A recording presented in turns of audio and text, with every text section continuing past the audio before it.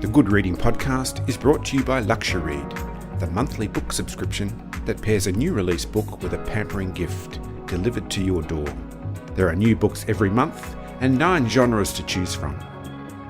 Why not spoil yourself or give the gift of a LuxuryRead subscription today? Visit luxury.com.au to find out how. Due to unforeseen circumstances, Miss Gardiner will not be performing this evening. The role of Madama Butterfly will be played by Miss Sophie Carlton. I am standing in the wings and I hear the collective sigh, then the loud titters of disappointment from the audience. My heart sinks. When the curtain rises, Armando is, as directed, already on stage with the tenor who plays Goro, the marriage broker. I put my hands inside the wide sleeves of the kimono, rubbing the goosebumps off my skin. I'm not alone, however, far from it. Oscar is back here, as promised, and I'm standing only a little in front of the singers who play Madama Butterfly's friends. They're crammed so tightly together, I can smell them. Janet is right behind me. I feel her lean close to my ear. Toy, toy, toy, Soph, she whispers. She grips my hand briefly and squeezes my fingers in encouragement. Thank you, I whisper back. I run through the opening bars of my entrance music over and over in my head. What will happen if I miss my cue? What if I open my mouth and no sound comes out? Too late to think of it now. Far too late for negative thoughts. Julie Bennett, welcome to the Good Reading Podcast. Thank you very much for having me. So you performed as a child extra in the Australia Opera Company's 1973 production of Prokofiev's War and Peace. Tell me about your own experience of that time. Well, I was 11 years old and I think I turned 12 at the end of the year.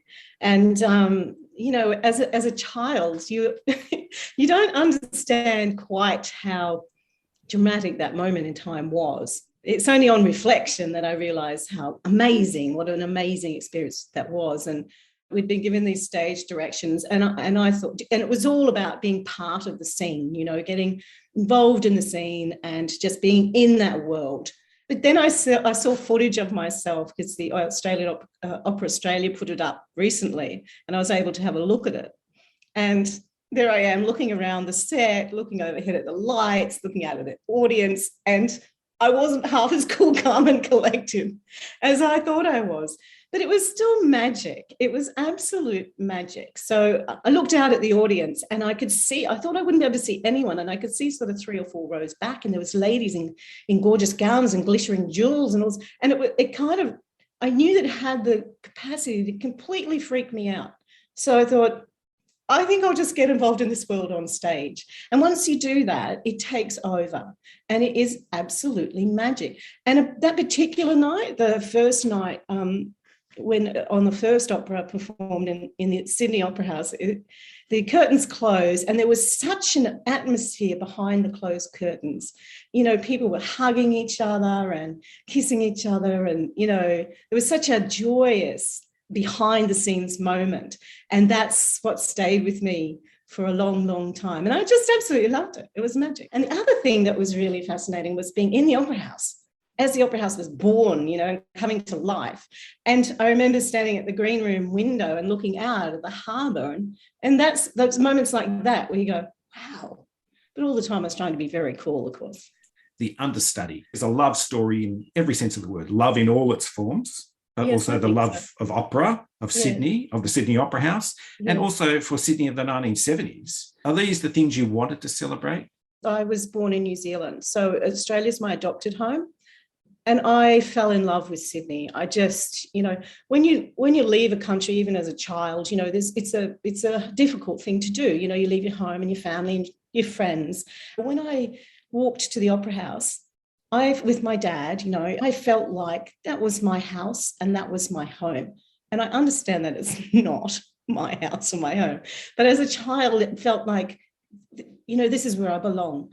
And I'm now very fond of saying there is no other city in the world as beautiful as Sydney. And I've been to a few cities. I haven't been all the way around the world, but I firmly believe that. And I know I'm incredibly biased.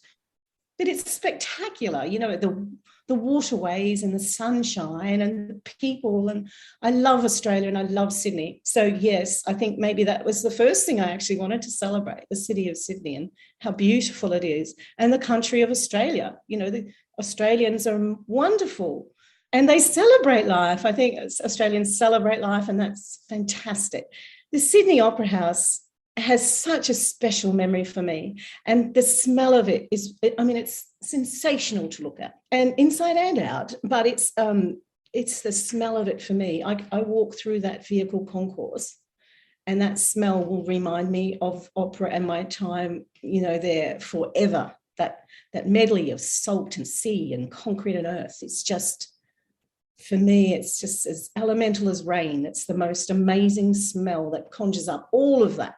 And the musical pulse of the understudy is Puccini's Madama Butterfly. Yes. One of the most famous operas in the whole operatic repertoire. Yes. Why this opera? Why not Prokofiev's War and Peace, which was the first production, or even Larry Sitzky's The Fall of the House of Usher?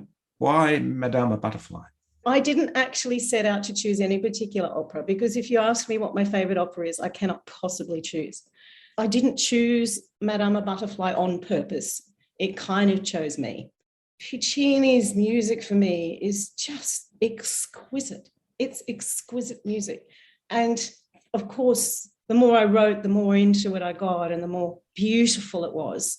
I also wanted to choose an opera that I thought an understudy could reasonably perform at very short notice. And I wanted to choose an opera that had as its central character the woman. The understudy is about a dream that suddenly comes true for Sophie Carlton, the understudy herself. Sophie is a very determined young woman. She became more and more determined as I wrote more and more drafts. Sophie wants to be an international opera star, and there's nothing else she wants more than that. And she will do almost anything within limits, certain limits, to get what she wants. What would Sophie do to succeed at the level that she wants? And she will do almost anything, and she's going to use her wit and charms as much as she's going to use every professional trick she can do. And I think Sophie does have a conscience, and I think that's revealed. But she's so single-minded that she uses whatever comes her way to her greatest advantage. This is the moment where I think I want to refer to the Italian soap scene, but we better leave that for the reader, I think. It's a bit saucy. That gives a whole new meaning to the phrase soap opera. Yes. Some of your characters are absolute archetypes of the opera world, especially the Italian tenor Armando Cecchi and the prima donna soprano Margaret Gardiner. Yes. Tell me about those characters, and is the archetype very far from the truth? First of all, I love Italian tenors. I think they're brilliant. And, I think at one stage I described Armando is at a piano rehearsal and he sings an aria, and the whole cast is just and some tenors have that capacity to inspire awe in people, even the most accomplished musicians and performers. It sends shivers down your spine. And one of the fantastic things about writing this book is I've had lots of conversations with my dad, who is yay, he's still here to discuss things with me. And he goes, I go, Dad, what is that? What is that? And he goes, you just have to understand some people are musical geniuses. That's the only thing you can understand. And I think a lot of Italian tenors are. And I think I've met some Italian tenors, quite a lot. They're charming and they're talented, and so short answer is probably no. And as if they don't, they're not far from those, from how I've portrayed them. And as for Margaret, you can't say they're all like Margaret. She's a little bit pompous and a little self-important. And no, my experience of the women, the sopranos that I've met have been lovely and warm. And for example, I met Joan Sutherland as a child, and she was just so wonderful and so, friendly and warm to me as a child. It's a very dramatic profession. It's artists invest, themselves into their roles, and it's very demanding in that way. Opera is all about illusion, and I wonder sometimes if the illusion becomes the reality, if life and opera somehow become one and the same. It certainly seems that way in the Understudy. What would it be like, do you think, if everybody was able to live out their operatic roles? I was actually thinking about this recently, because opera or operetta and music and singing has been a part of my life my entire life.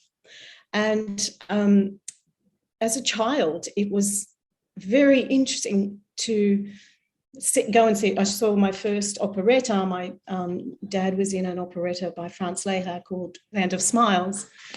And I just fell in love with it. It was just, for me, so magic. But I had this thing in my head that was the world, that things like that went on in the world, that this was how the world of adults would play out, that it would be very dramatic. And it's only really recently I realized that is not everyone's experience. Other people have experiences that are not quite so dramatic. So there is an element of drama in the lives of performers, I think, for sure. I think they look at life a little differently. It's about peaks and troughs and highs and lows, and it's psyching yourself up to go on stage and perform at at such a level is demanding. So yes, it's emotional. So our characters, our people who play these operatic characters a little bit like that, I would say, in my experience, a little bit. Yeah. I've just got one more question for you, and it's about the Opera House. And yes, in a sense, you've been there since the beginning of it. Yes. It's been dubbed one of the greatest buildings of the 20th century. And that is correct. Of course. But the construction was plagued by problems, overruns and changes in the design, to the point that the architect, Jorn Utzon, dubbed it, and I found this somewhere, Malice in Blunderland. Yes, indeed. Yes, indeed, he did. Have we gotten over that? Have we gotten over our cultural cringe? And what part has the Sydney Opera House played in that? I think, reading the history of the Opera House and how it was constructed and everything, and, the newspaper reports of the 50s and 60s, and calling it, $20 million black or white elephant or whatever it was, and being very disparaging about the Opera House and how much money it was taken, how much trouble was associated with it. And then when it was finally finished and people started traipsing through it, and there was still stuff in the corridors and people getting lost and so on and so forth, and people were going like, oh my God, this is just embarrassing. But from one account I read of it, was the moment it opened, the moment it was officially opened by the Queen, we got over ourselves and we said, wow. Julie, it's been wonderful talking to you. This is a really interesting, exciting, and, dare I say, titillating book. And thank you for joining me on the Good Reading Podcast. Oh, thank you so much, Greg. It's been great.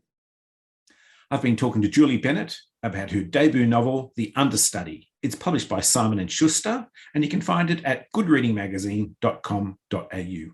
My name's Greg Dobbs, and thanks for listening. This Good Reading Podcast was brought to you by LuxuryRead. Why not spoil yourself or give the gift of a LuxuryRead subscription today? Visit luxuryread.com.au to find out how.